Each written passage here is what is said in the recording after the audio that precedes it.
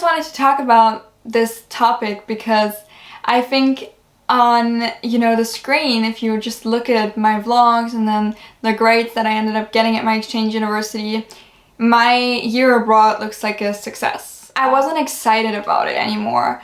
I was just like, I just want this year to be over. I was so exhausted by the end of my year abroad.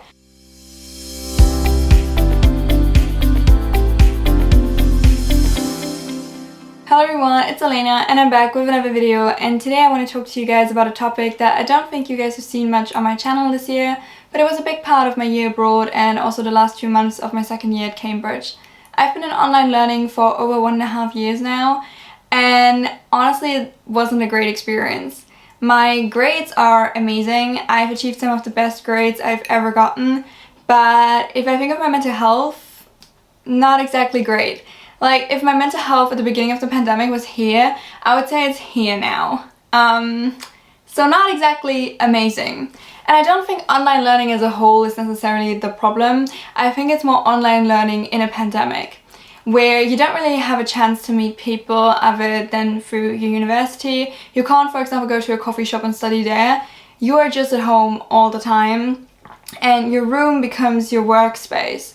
So I realized that after a year, my room was just associated with work. It wasn't like a happy place for me to chill. It was just constantly working, thinking about work, and that used to be the library for me. And I really liked having these spaces separate, but that doesn't work with online learning. And the other thing is, I had no friends for a year, basically. I had some friends at Cambridge, sure, but it's quite different when someone is doing a very intense degree during their final year and then you are doing a year abroad, and obviously you have a very different experience and you don't really have anyone whom you can talk to about your classes and stuff. Just ask a question like, who do I email about this? You just realize that you are so lonely and you know nobody. And there was no prospect of that improving because we just stayed in online learning. I'm leaving my exchange university, and in all honesty, I couldn't even tell you where you can find the restroom at my university because I was on campus maybe 5 times, something like that. And I don't really know the university. I don't really know the people there, because when you're in online learning, it's different than in lectures because you don't have these short breaks where, you might turn to the person next to you and quickly talk to them. It doesn't work like that on Zoom. Everybody's just silent. Most people have their cameras off and you're just on your own, kind of. And that's why I think online learning was a really lonely experience for me. And given that all the extracurriculars and all these things didn't really happen, it was something that was also just, taking place at home. And I am really grateful that I got to stay with my family, and I think that's a big privilege that I got to do that. But at the same time, if you are constantly only seeing the same people for 1.5 years, it starts to make you go a little crazy. I just wanted to talk about this topic because I think on, the screen, if you just look at my vlogs and then the grades that I ended up getting at my exchange university, my year abroad looks like a success. Because the grades are amazing, and I think most of us measure success on an objective scale, and a metric that's really easy to apply for that is grades. And sure, they are really good, but I also realized that I wasn't that happy about them. When I did my grade reaction video, I actually had to refilm some of the clips because I seemed so numb when I reacted to them. And I didn't want to put that up because it felt so bad. It just made me look really ungrateful, and I wasn't ungrateful. I am really grateful for the grades that I got, and I know that I worked hard for them. But in all honesty, I don't really feel pride, and I wasn't very happy when I received them. I was just indifferent because I wasn't excited about it anymore. I was just like, I just want this year to be over. I was so exhausted by the end of my year abroad. And that's not because it was that difficult academically. I mean, not that it was a walk in the park. It sure wasn't. But, it wasn't like the academics had exhausted me so much more than Cambridge or anything.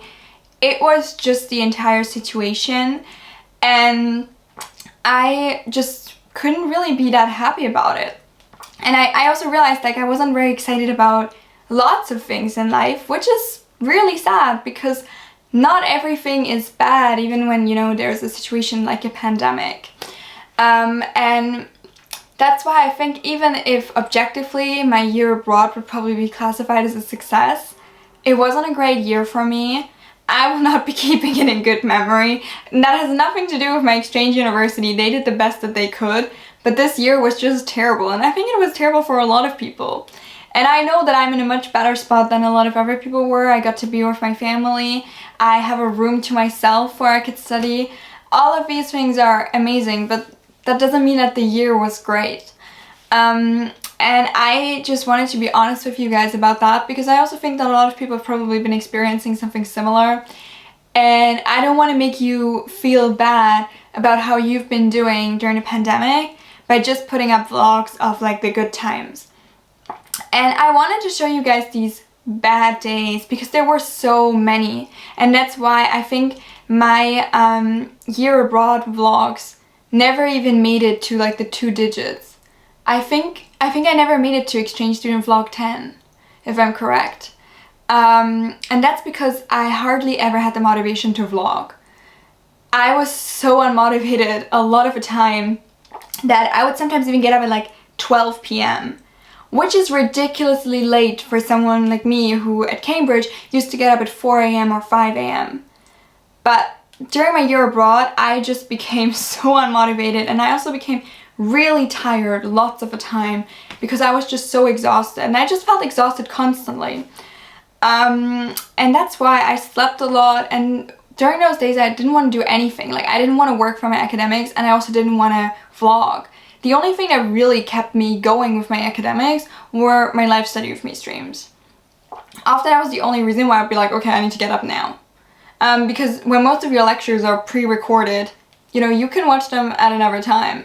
And it can be really easy to just push your work off and sleep, or, you know, just do nothing. And it wasn't a great year, just period. And I don't really think that I showed that a lot. And I also don't think I could have shown it, simply because, like I said, during those periods of time I really didn't want to do anything. But I did want to share this with you guys because I think it's important that my uni experience is an honest one for you guys. I don't just want to show you the nice parts. And yeah, those are my thoughts on online learning and mental health, because it really didn't exactly benefit my mental health. But like I said, I don't think it's online learning on its own. I think it's online learning in a pandemic that really is difficult. And we're gonna see how it's gonna go in my 3rd year at Cambridge, given that there will still be a lot of online learning. But I am so glad that I'm returning to campus. Everyone will be returning to campus mostly, and I will have some in-person classes. And honestly, introverted me never thought that she'd be so excited to see people, but I am. So let's just hope that my last year at Cambridge will be better than this year. And yeah, thank you so much for watching this video, and I hope that if you had a difficult year too, that the coming academic year will be better. And let's just hope that we will get some of our normal life back. Thank you for watching, and have a nice day. Bye!